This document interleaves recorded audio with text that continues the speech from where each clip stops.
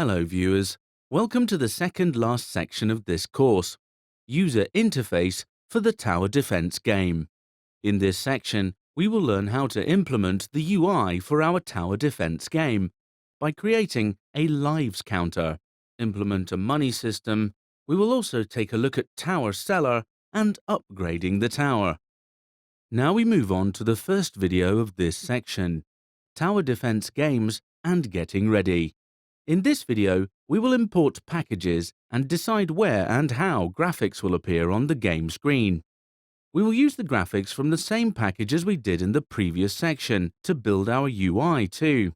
Therefore, be sure to have them imported and as sprites in order to use them in the UI.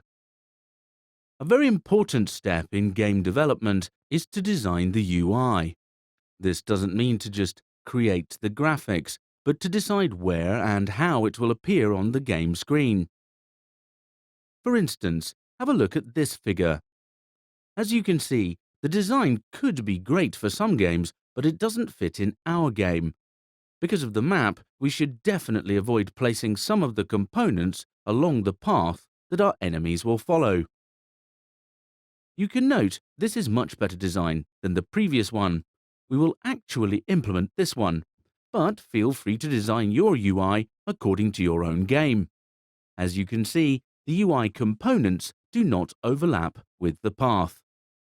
There are some other elements that should be taken into account. For instance, a menu can appear and disappear, like a pop-up menu. This is something that is done to improve the design of our UI. However, these go beyond the scope of this section. Therefore, the topics can be referred to in more specific courses or books. Another suggestion is to create a UI image with the background, the one with the path, and enlarge it to the canvas. By doing this, we will be able to immediately see how our UI feels with respect to our level. However, once the UI is finished, we should remember to remove it. Cool!